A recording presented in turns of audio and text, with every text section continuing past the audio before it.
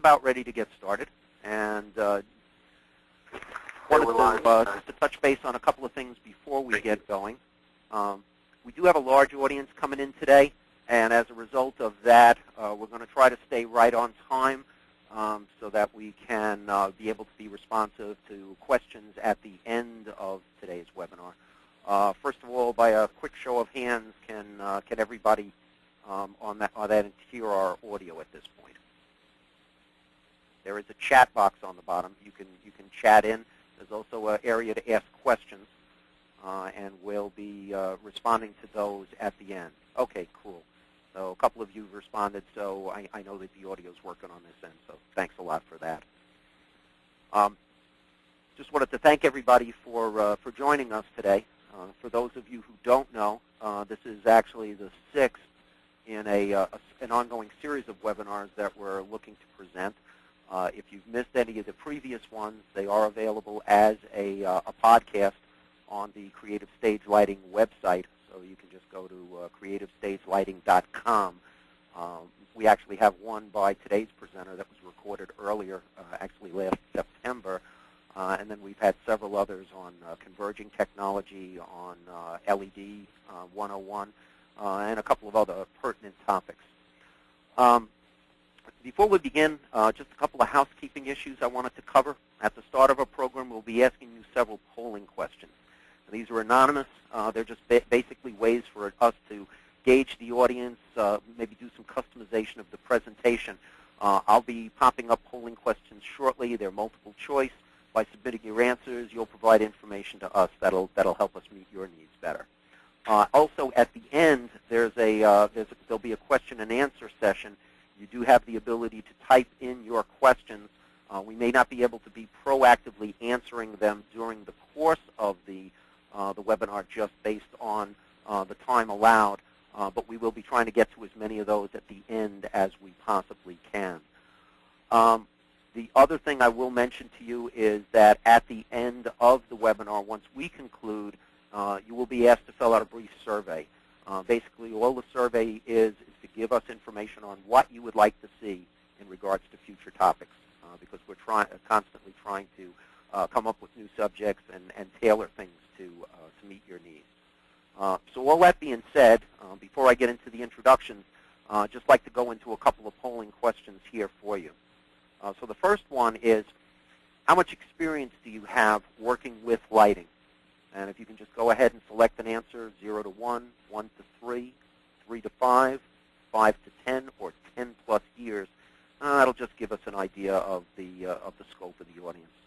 And we'll give you about 30 seconds to complete that, and then we'll move on to the next one.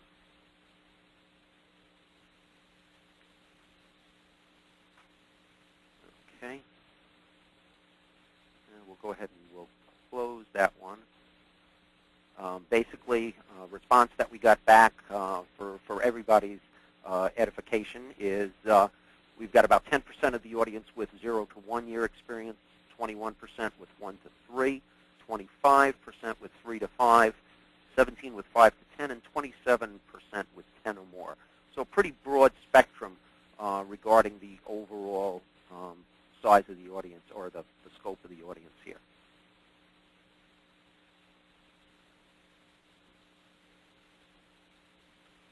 Okay. With that, I think what we'll do is that gives us an idea of a little bit about who you are and what you're about. What I'd like to do is get into some brief introductions. Hang on 1 second, please. Okay. Our guest speaker today is recognized industry expert Richard Cadena. Richard is a distinguished 20-year veteran of the lighting industry. He's the editor of PLSN magazine and a freelance lighting designer specializing in green design. As editor of PLSN magazine, he has his finger on the pulse of the industry and is a portal for industry news and information, talking regularly with the movers and shakers in the industry. He's written a number of books, including Automated Lighting, The Art of Science in Moving Light, Lighting Design for Houses of Worship, Focus on Lighting Technology, and his latest work, Electricity for the Entertainment Electrician and Technician.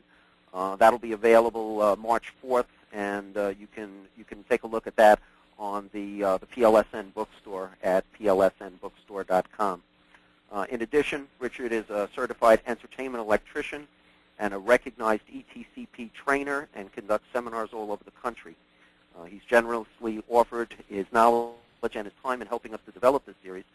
So please join me in welcoming Richard Cadena. Thank you, Kevin, and thank you, everybody at Creative Stage Lighting and everybody who's joined the webinar. I do appreciate you guys being here, and girls. You know, the other day I was at a show. Let's get caught up on our slides here. The other day I was at a show. I was sitting near the front of the house, and there were a couple of guys there, young guys, and they were watching the show. They're really, getting into it.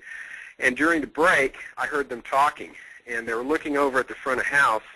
There was an audio area, there was a lighting area, and they were talking amongst themselves, and they kind of got into this argument about which would be cooler. Would it be cooler to run the lights, or would it be cooler to run the audio? And they're going back and forth, and finally one of them turns to his girlfriend, and he goes, well, what do you think?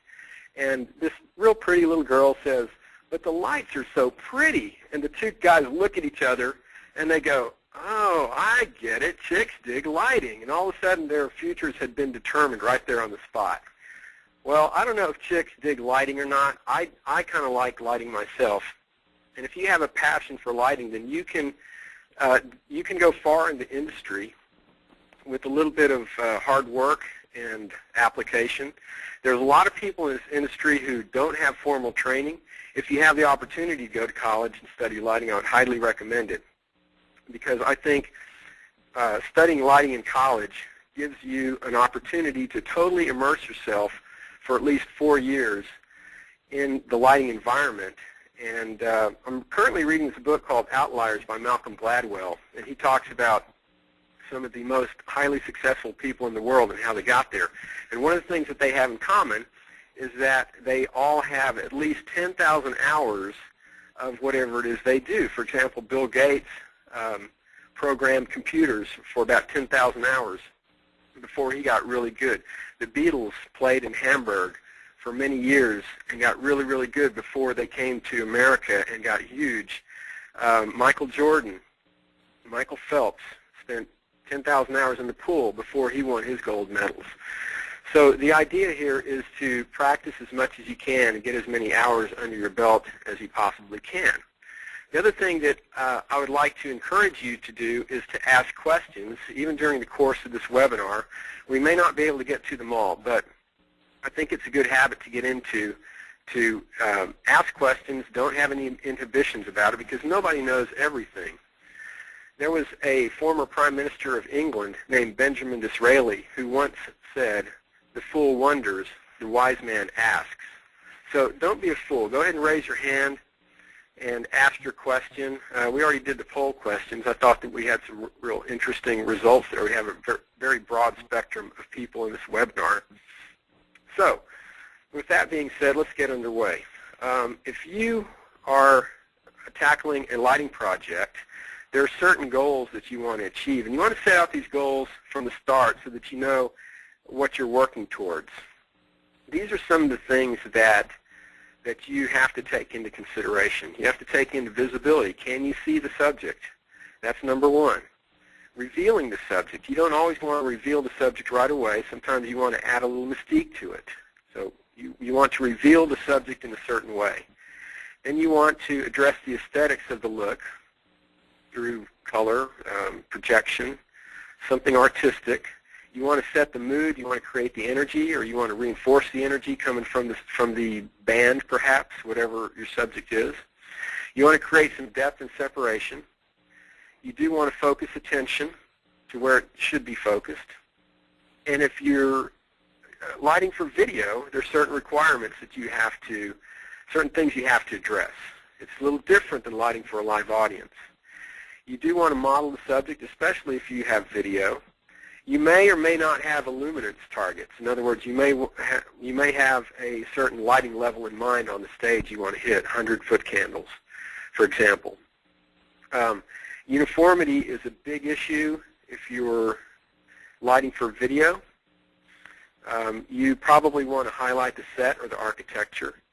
And you have to keep in mind how all the gear packs in the truck. And of course, there's that all-encompassing issue of the budget. So let's talk about these design goals individually. Visibility is simply being able to see the subject on the stage. And visibility can vary depending on the age of the audience. Young eyes can see much better than older eyes. So if you're lighting for the Rolling Stones, where the average age is a little older than, say, for Miley Cyrus, then you should probably take that into consideration. So you do want to light the subject so the audience can see it. Revealing the subject. You know, a lot of bands these days don't want to be front lit. They want to have some mystique about them. They want to be backlit, or they don't want to be lit at all, or they only want not ambient lighting, but aesthetic lighting around them. And that can add a lot of production value. You don't always, I once read a book that Kenny Rogers wrote, and he said when he first started touring, he thought that when he was playing his set and everybody was yelling out his big hit that he had at the time, that if he played that, he thought, well, I really got him now. But he found out that as soon as he played that song, then everybody went home because they'd gotten what they came there for. It's the same with lighting the subject. People come there because they want to see their favorite stars up on stage. And if you reveal them all at once, then it loses something. So sometimes you want to hold back. Sometimes you want to backlight them instead of front light them for a while, and then maybe perhaps reveal the subject later on. So there's lots of different ways that you can do that. Of course, aesthetics are very important, and that's what most touring and rock and roll lighting designers are aiming for, is for a nice, aesthetically pleasing look. And we're going to talk about some ways that we can help achieve that. There's also the mood and energy. If you have a very, very bright light, if you have strobing lights or fast-changing lights and fast-moving lights, that's going to obviously create different mood and energy than if you have very slow, graceful movements and no strobing and different intensities. So you can control the mood and energy through the lighting as well. You also want to create some depth and separation. In other words, you don't want, if you have multiple subjects, you don't want them to appear that they're standing on top of each other. You might want to light the back row with a little bit less light, or perhaps a lot less light, than the downstage subject, and try to separate this. And this is especially critical if you're lighting for video, because video, the camera, is nowhere nearly as sophisticated as the human eye. So you have to be real careful about how you light multiple subjects on the stage and how you create that depth and separation. You also want to focus attention, and that can be a simple matter of putting a lot of light on the subject and controlling the ambient light. Ideally, in a concert setting, music concert situation, you want a blackout in the house most of the time, and you want to put a lot of light on the subject so your eye naturally tends to gravitate towards the subject and keep it focused there, and it doesn't let your concentration wander. So that's something that you should keep in mind as you progress through your lighting design, how to focus attention on the subject. Now, if you're lighting for video, your lighting requirements are going to be much different than if you're just lighting for a live audience. This picture you're looking at is a Lee Rose lighting design of a Miley Cyrus video. And what I would like for you to notice about this is that the entire set is pretty uniformly lit. You can see just about everything. There is a follow spot on the downstage center performer, but the rest of the set is illuminated pretty well. And I don't know how well it's showing up on your monitor because I'm looking at two different monitors and it looks a little bit different. But the idea being that the video cameras want to be able to go anywhere on that set and not have to compensate for drastic changes in lighting. They don't want to have to what's called ride the iris or shade the camera, where the video engineer is constantly making adjustments because it drives them crazy. Now, in my personal opinion, I kind of like, well, I very much like light and shadow, and I think that it's, setting the setting on a fixing the setting on a camera is kind of akin to fixing the volume level on a channel of an audio console. You just don't do that. An audio engineer is constantly writing the faders to compensate for differences in loudness and differences in dynamics of the song. But having said that, the lighting and video have to work hand in hand. They have to work together. So you do have to take into consideration the way the video crew needs to work and wants to work and likes to work. If you are lighting for video, then modeling the subject is going to be very important. By that we mean we want to light a subject so that there's enough contour. You can see the contour of the face. You can see the shape, the changes in the structure, and you can do that very effectively with lighting in certain instances. So you're going to be able to very clearly define what the subject looks like by modeling the subject. Okay? If you have illuminance targets, then you have to understand how to design so that you can hit those illuminance targets. If you need to have 100-foot candles downstage center, then you should be able to look at some photometric data and figure out what instrument you need to use at a certain throw distance to achieve your illuminance targets. Sometimes it's a simple matter of looking at a chart, and sometimes you have to do some calculations depending on how the manufacturer presents your photometric data. So you should be well aware of that. Uniformity can be a huge issue. Again, it's more critical with video than it is with a live audience. But if you have, for example, in this Miss Universe pageant, 100 or more subjects across the stage, then obviously you want them equally well lit. Doesn't matter where they're standing, downstage center, upstage right. The camera should be able to see them all equally. So uniformity can be a huge issue. So when we're in the design phase, we have to keep that in mind. You might want to highlight the set or architecture. Chances are you will have to. And then there are times when you have to keep light off of certain things like video screens. So you have to take that into consideration in your design as well. And then, of course, you have to, most of the time, if you're doing a traveling show, you've got to pack it in the truck.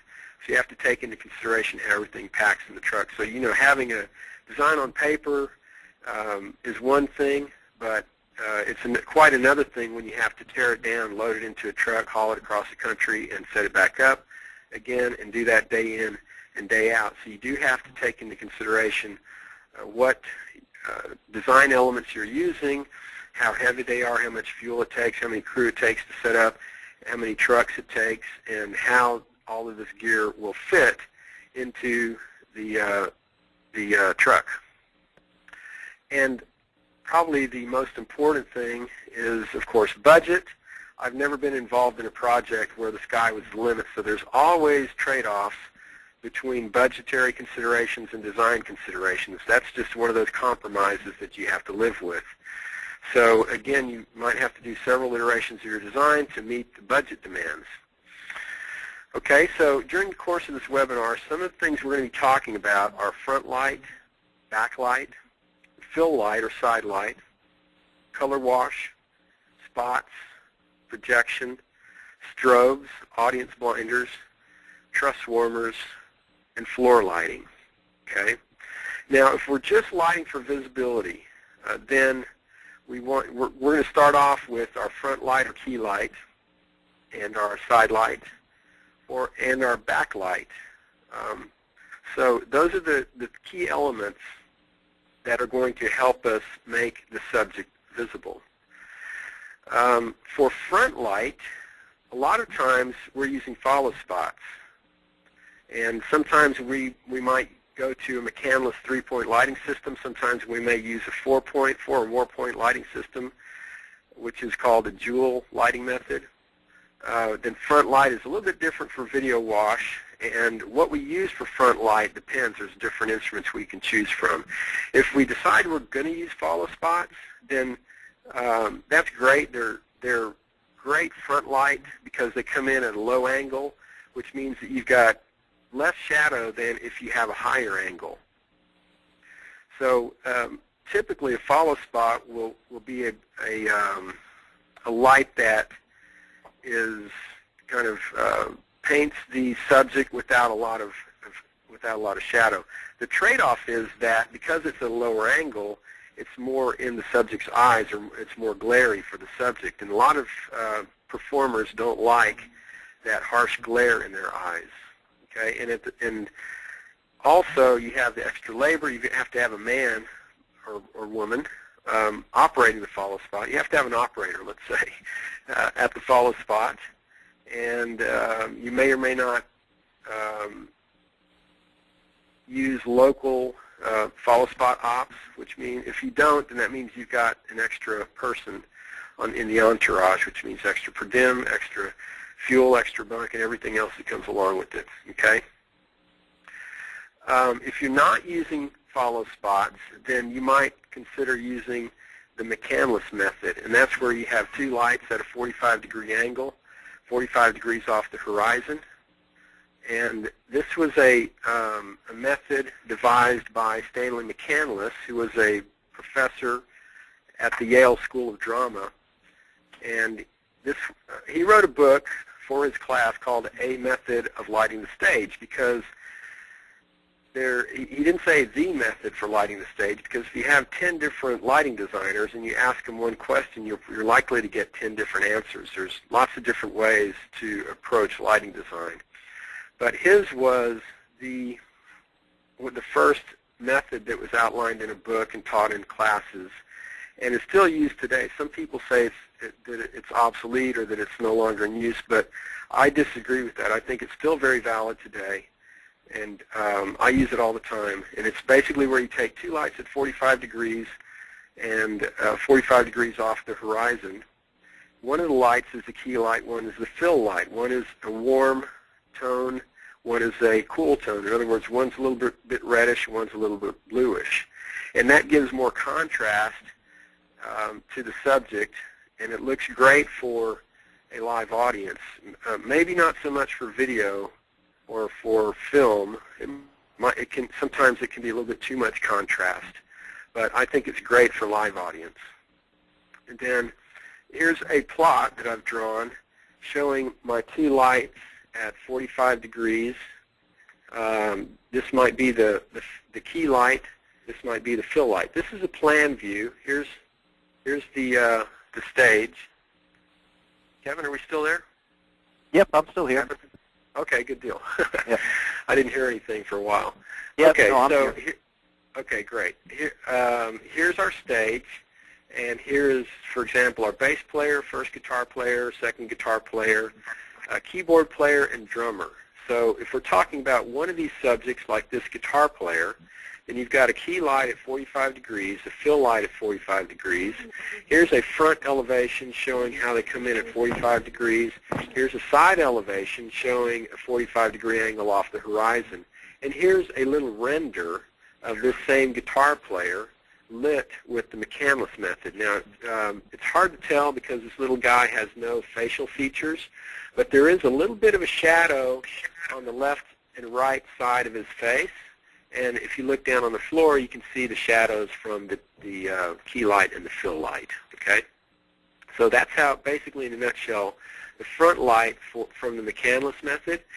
And after you put the lights in, of course, you want to tone them, one with the warm filter, one with the cool filter. For the key light, I like to use a Roscoe Lux 02, which is the same thing as an Apollo 7050 or a GAM 3040 Bastard Amber. I don't know what the lead number is. Kevin, you know the lead number for that? Not off the top of my head. I don't want to put you on the spot. Yeah, but no, I don't know that one off the top of my head. Okay. Lee 154. Oh, thank you. You're good, whoever.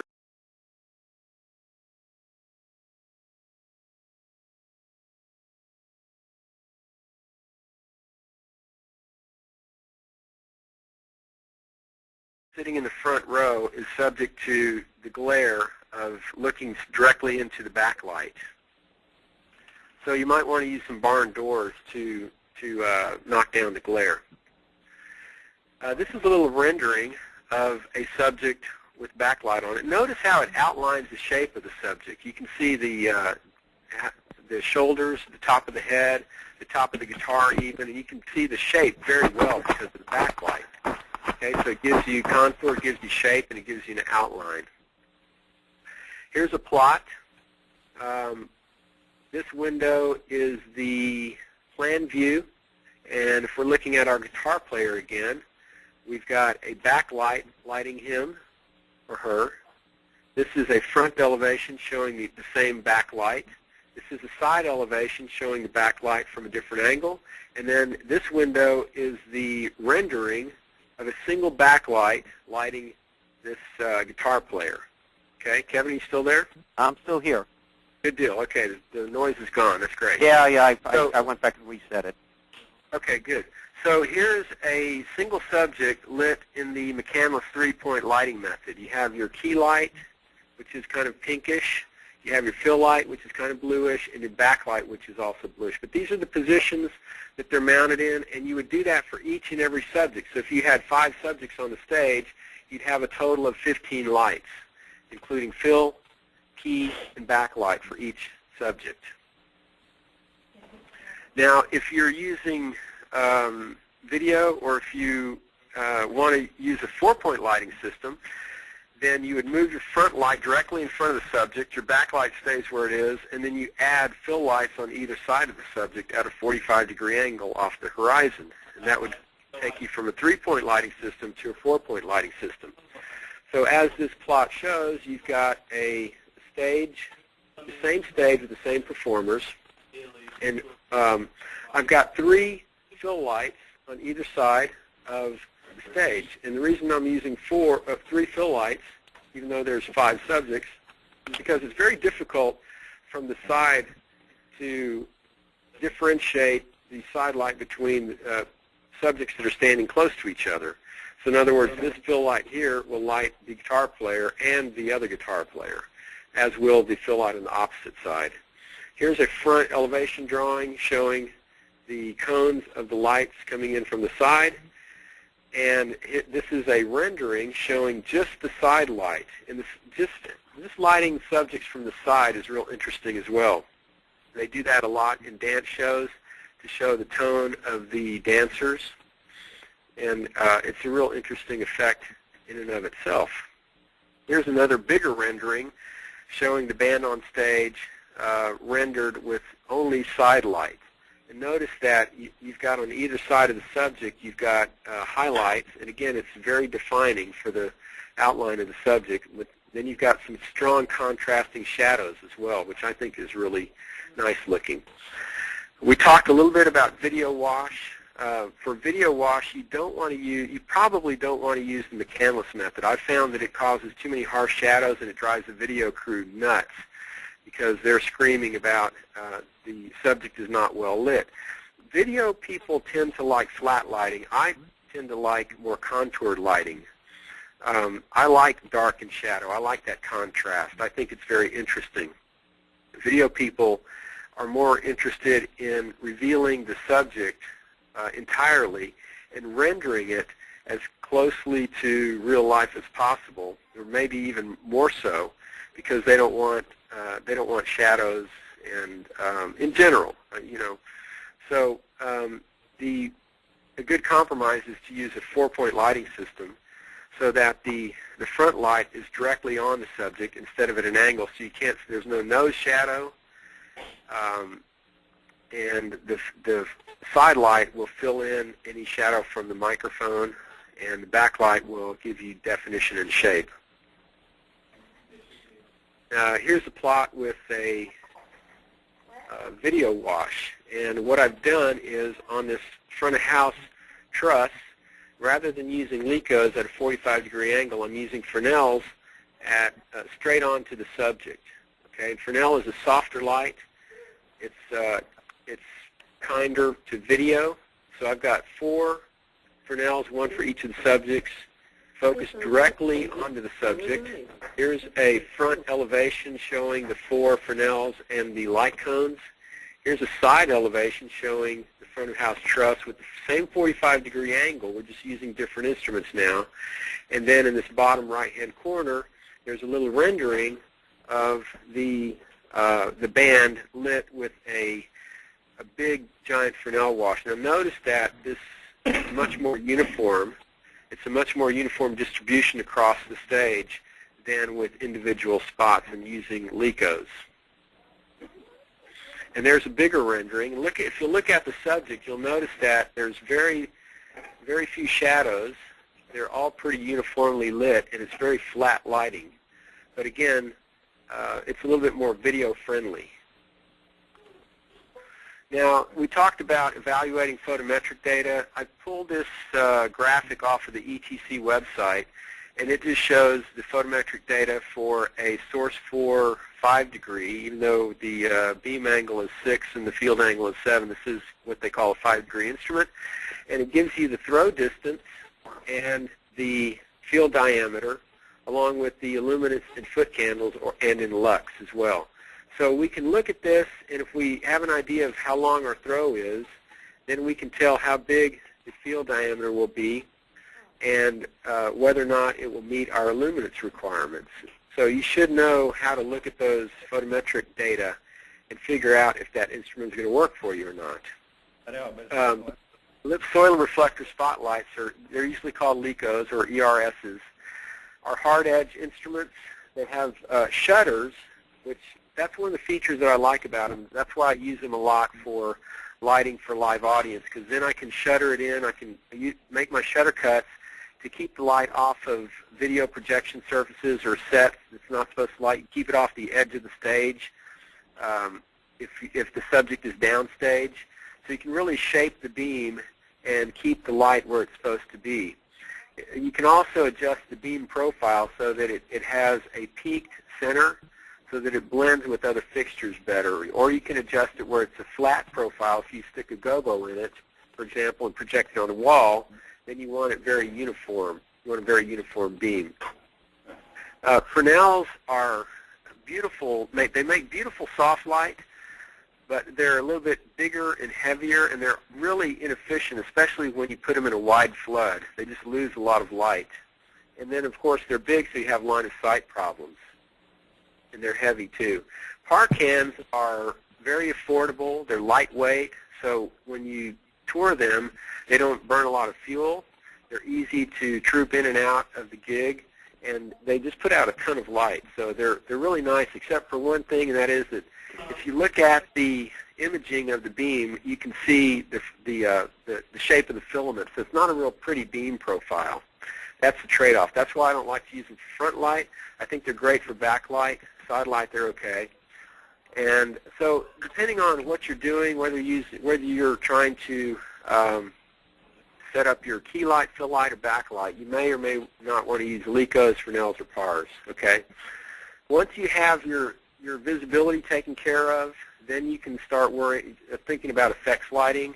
And typically, the first thing we do is bring in automated lighting because they're so versatile, right? That gives us color, it gives us projection. Then you might want to add in some strobes, some truss warmers inside of the truss to color those. You might want to put in some audience blinders. That's one of those things that lighting designers like to use to add energy to a show for effects. Floor lights also make great aerials. So instead of mounting everything in the truss, you probably want to put some lights on the floor. And you might want to add some scenic lighting and projection. Then once you get your plot built, one of the first things I like to do is group them into fixtures. So, for example, in the plot I built for this, I might want to group my front light together, my stage right side light together, stage left side light, my downstage backlight, upstage backlight, because there's 2 rows of backlight. Group all the video wash fixtures together, those 4 Fresnels. Group the front of house Mac 2K performance fixtures together, the stage right Mac 2Ks, stage left Mac 2Ks, the upstage Mac 2Ks, stage right Mac 2Ks, Mac 2K wash fixtures, stage left Mac 2K wash fixtures, and the upstage Mac 2K wash fixtures. And then I also put some show guns down on the floor for floor light. and I threw in some truss warmers, some strobes, and some audience alignments.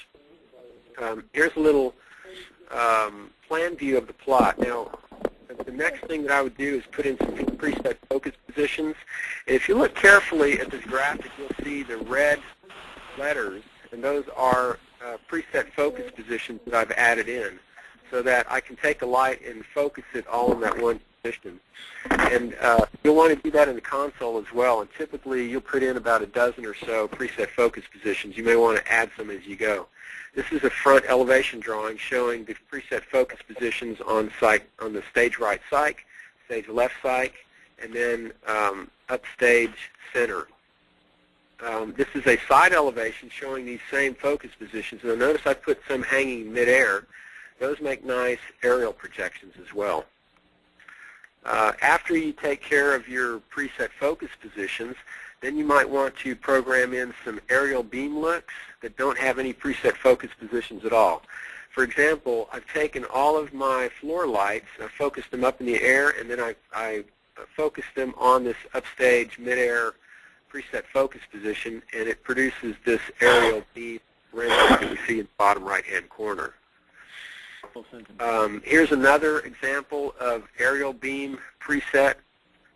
And just, again, you create something aesthetically pleasing and you save it as a preset, and then you can change the gobos, you can change the color, and you can morph it into a different preset focus and create some nice looks out of it. Here's another example of an aerial beam preset focus. Now, a lot of lighting designers think about this secondarily. I like to add in a lot of asymmetrical aerial beam looks rather than doing everything where it's perfectly balanced on both sides. You might want to do something that is totally off balance and totally unbalanced and add a bunch of asymmetrical aerial beam looks as well. Those are nice to have in your palette. Then the next thing I would do is add in some color presets. And you might want to select at least a dozen colors to start with. You may want to add or subtract, well, you wouldn't subtract, but you might want to add to it as you're going through the design process, depending on, for example, what the video content looks like. Or you might want to get with the video designer ahead of time and pick out all your color presets and figure out what you're going to put in the console for your color presets. Adding color, of course, adds aesthetic appeal. It also can help with separation and depth. It can set the mood, and it can also create energy. And of course, the way we do that is we can use automated lighting color wash. We can use a Parcan with the color changer, whether it's a gel, a scroller, dichroic color changer, like in Ocean Optics Sea Changer. Or we can use LEDs. LEDs are becoming more and more popular because they are more affordable and they're getting much brighter. So you're going to see a lot more moving light LEDs in the future. We're already starting to see a bunch of them now, but they make great color wash fixtures.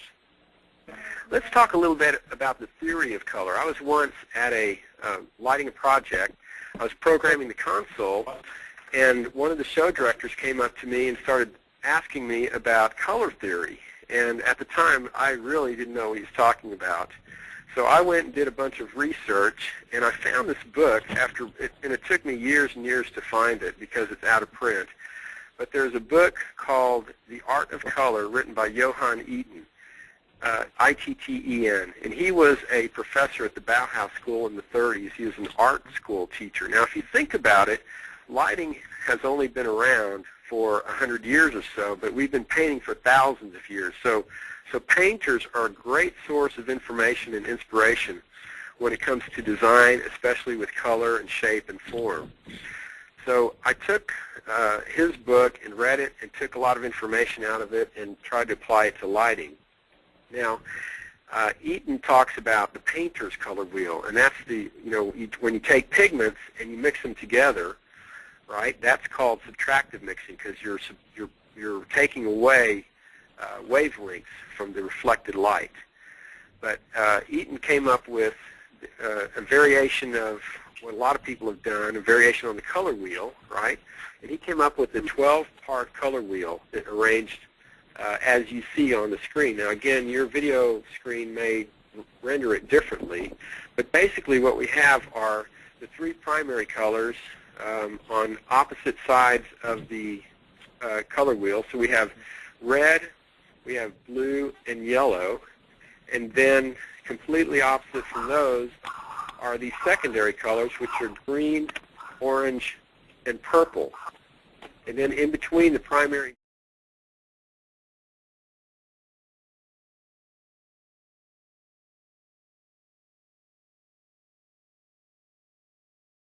lighting designer's color wheel might be arranged a little bit differently.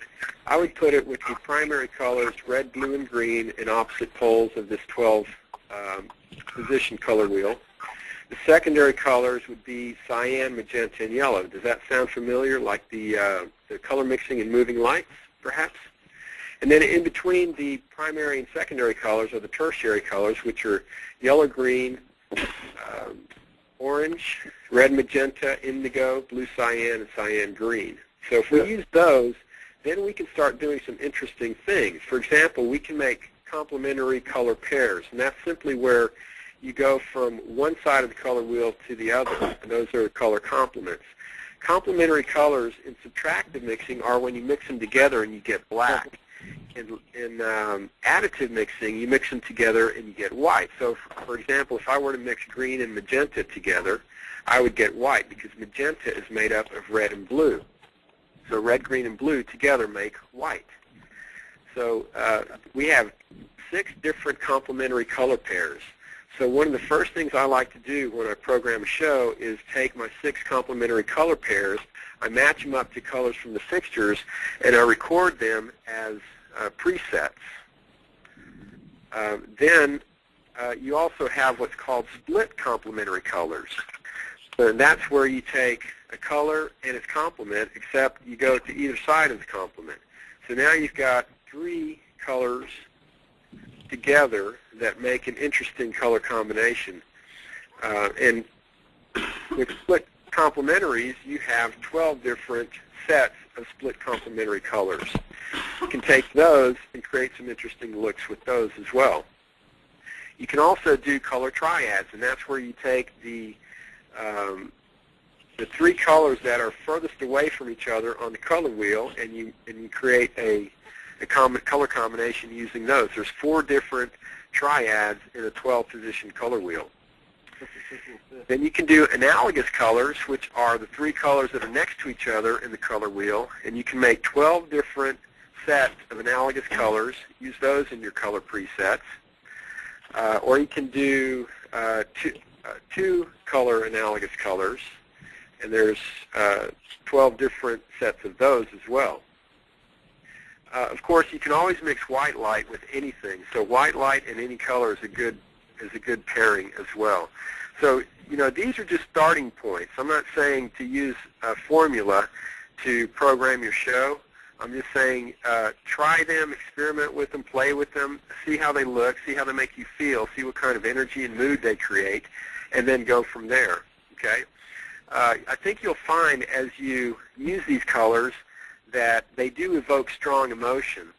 And the science of color symbolism is there's lots written about it, but there's one source that I found that well, actually several sources that I put together that describe the types of emotion associated with different colors. For example, red is aggressive, dangerous, and dynamic. It's real energetic. It's very strong. It's like fire and blood, and it's associated very strongly with Coca-Cola and laser light, and of course, it's a very rock and roll color.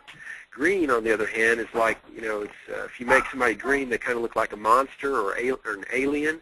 But it can also be associated with the forest, with trees, with grass, with money, with envy, emeralds, and St. Patrick's Day and the Celtic culture. And of course, it's also a very soothing color, and that's why they paint the green rooms green, because they calm the performers before they go on to perform. Blue can be very cold and icy or melancholy, but it's also the color of the sky, and it's strongly associated with IBM. Purple is associated with passion and mysticism, and it's also associated with royalty because in the early days, the pigments that they used to make purple dye with was very rare. It came from clams that were found only in certain parts of the world. Yellow is associated with cowardice and sunshine. Orange is sunset, and white is associated with purity, clouds, snow, peace, and surrender. But I think you'll find, if you take a huge color wash, for example, and make just a big wash of red, that it can evoke very strong emotions. Now, Johan Eaton, yeah, go ahead, Kevin. For 1 second. If anybody we have a couple of people who evidently are connected to our audio. If you could make sure that you put your phones on mute. Everybody should have been muted, but evidently the system's not doing that, and we're getting a lot of background noise. So if you please make sure you have your phones on mute if possible. My bad. Thank you. All right. Thanks, everybody. So Johan Eaton talked about 7 different ways to create contrasts. And I like to use these in lighting design to make effective contrasts. The 7 different contrasts he talks about are contrast of saturation, and that's when you have 2 colors of the same hue but with different levels of saturation. You have the contrast of light and dark, which is like light and shadow, right? You have contrast of proportion, where you have a huge splash of one color and just a touch of another color. You have the contrast of complements, which is when you have 2 complementary colors such as purple and yellow or orange and blue. You have simultaneous contrast, which is the contrast between 2 colors that are so strongly opposite that they create the illusion of movement or vibration. For example, yellow and green. Red and green, because red and green colors focus in your iris on different places, so your brain gets confused and doesn't know where to focus, so it kind of vibrates. You also have the contrast of hue, which is when you just have 2 colors of different hue, 2 or more colors of different hue that contrast each other. And you have the warm and cool contrast, like we talked about with the McCandless method of lighting. And I'll give you some examples. Contrast of saturation. This is a rendering of a lighting design that Nick Schoenfeld did called How Sweet the Sound. This is a touring gospel choir competition. And in this particular rendering, he's got a light blue in the foreground and darker blue in the background. That's a great example of contrast of saturation. Contrast of light and dark. I once saw Bob Dylan perform on the Grammy Awards. He performed in a tent with nothing but white light, and the light was all uplight. So we had this ground row in front of him casting these wicked shadows across his face, and then his silhouette would be projected onto the white tent he was in. I thought it was a great lighting design, and I've emulated it several places, and this is one of my attempts at casting shadows using side lights, projecting the performer's shadow onto these side walls. The other thing I like to do is just use backlight for a strong contrast between light and dark, because then you get a very strongly lit head and shoulders, but you get shadow on the front, and I think it's a really interesting look, so I use that. And you can also create contrast of light and dark by using white light with breakup patterns. And I'll give you just a few different examples of those. Just by changing the gobo, you can change the whole look, but you still have a strong contrast of light and dark. And then here's an example of contrast of proportion where you have mostly white light in this particular example with just a touch of blue. And then contrast of complements, magenta and yellow. Simultaneous contrast, red and green. And the contrast of hue. This is a beautiful example of the contrast of hue where you just have magenta and green mostly in your lighting. Here's another rendering showing contrast of hue with 3 different colors. In this case, the colors are blue, yellow, and orange. Here's another one with blue, green, and red. And here's one with blue, yellow, and magenta. So, of course, once you get your preset focuses and your colors worked out, Then you can start working on the more dynamic elements like moving the lights around. Of course, I think one of the sins of inexperienced lighting designers is that they move the lights too much. Just because it moves doesn't mean it has to move. And when it does move, it doesn't have to move real fast. I think a slow, graceful movement, in a lot of ways, is more effective than a quick, jerky movement. You can also do all kinds of chases, including iris chases, intensity chases, color chases. And you can, of course, use strobing very effectively as well. So these are some of the things you can use in your lighting design. Now, if you're an aspiring lighting designer, if you want to improve your lighting design skills, here are some things that I would highly recommend. First of all, stock up your library or just go to the library and read these books. Some of the ones that I would highly recommend. The Light Fantastic, The Art and Design of Stage Lighting by Max Keller is a brilliant book. The Practical Guide to Stage Lighting by Steve Shelley is a very nuts and bolts, methodical book, very good book. Automated Lighting, The Art and Science of Moving Light by some guy, I don't know who that is. And Lighting Design for Modern Houses of Worship has a lot of the concepts that we've been talking about in this webinar. And don't forget The Art of Color by Johan Eden. Now that book is out of print. You can still get copies on eBay if you're willing to pay $150. I found one for $120 that was brand new, that was a great deal. You can find them out there. But there's another book that he wrote called The Element of Color that has a lot of the same concepts in it, and I believe you can still get that book. Secondly, I would buy a good computer, and these days good computers are cheap, so get something with the quad core with at least 500 megabytes of graphics, the graphics card, and get some lighting design software and practice with it, whether it's WYSIWYG, Vectorworks, ESP Vision, or LD Assistant.